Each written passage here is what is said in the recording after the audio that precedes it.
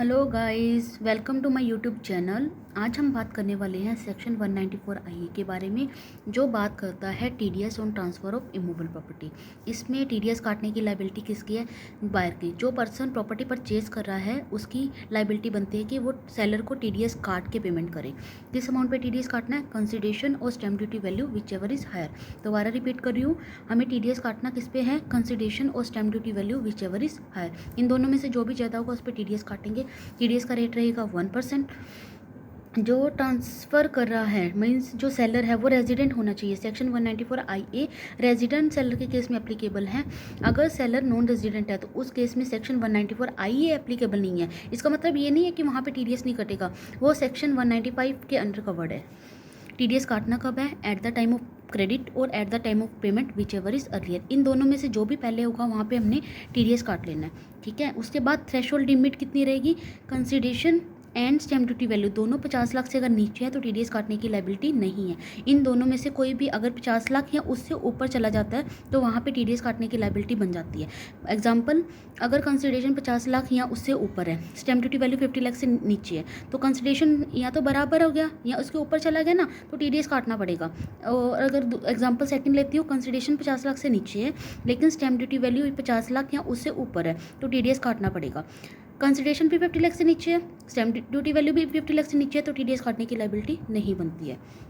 Next point है कि section 203 कहता है कि कोई भी पर्सन अगर मान लो टीडीएस काटना है तो उसको 10 की रिक्वायरमेंट है, लेकिन अगर इमूवेबल प्रॉपर्टी के केस में 10 की रिक्वायरमेंट भी नहीं है। इसमें आप ये ध्यान रखना कि इमूवेबल प्रॉपर्टी का टीडीएस काटने के लिए 10 की रिक्वायरमेंट नहीं है, वहाँ पे आपको 10 अप्लाई करने की कोई नीड नहीं है, ठीक है। कंसिडरेशन में क्या क्या आते हैं? कंसिडरेशन में सारे चार्जेस आते हैं।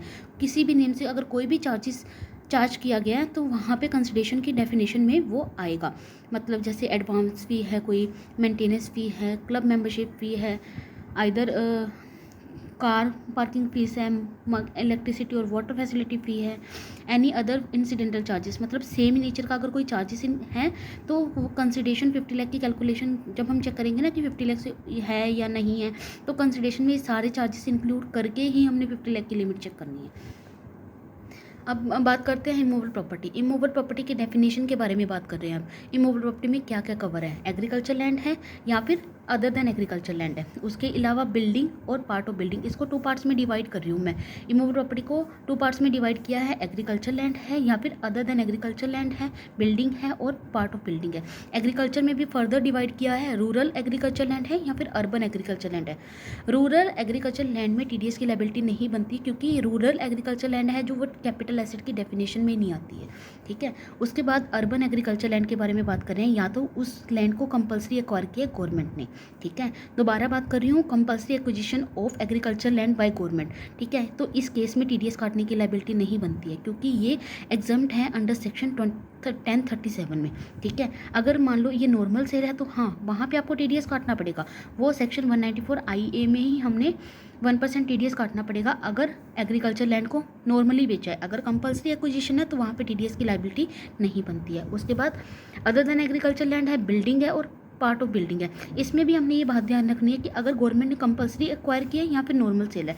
कंपल्सरी एक्वायर किया है तो वहाँ पे टीडीएस काटना है, लेकिन वो सेक्शन 194 आईए के अंडर कवर्ड नहीं है, वो सेपरेट सेक्शन है उसके लिए 194 एलए।